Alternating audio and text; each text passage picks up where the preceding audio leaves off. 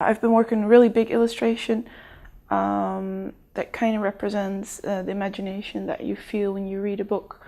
Everything that starts like bubbling and you start thinking things, you start imagining things, at least it's my experience. And by creating this surreal world with a shell, because I also feel like sometimes like all the books are stories, and when you've got a shell against your ear you can hear like the bubbling of the sea, which is kind of like someone talking to you. So that's why I use the shell and just all these characters and stuff that come alive when you read.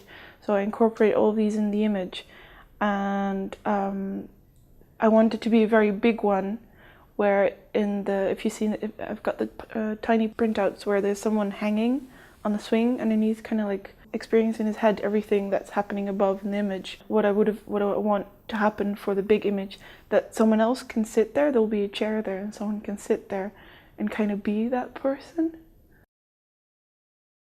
Well, it was really interesting because I did things a bit different this time. We went to see a Mark Hurld exhibition, and we saw a talk of him, and I got the nice pretty book and stuff. And I wasn't really familiar with his work, and I use watercolor and use ink, and that's kind of what I do. So I wanted to step outside my comfort zone a little bit, because we got so much space and we got to do what we want, and I really wanted to create this kind of magical world. So because of him, I started playing around with collage. And so I started with a pencil sketch first, and I really wanted the shell to be like a proper size. So I start out with really looking how I want that to be in the image, and then so I've got the shell, and then I start adding things, like all the creatures and stuff that I want. It was quite nice because I was doing a collage, I got to piece things together.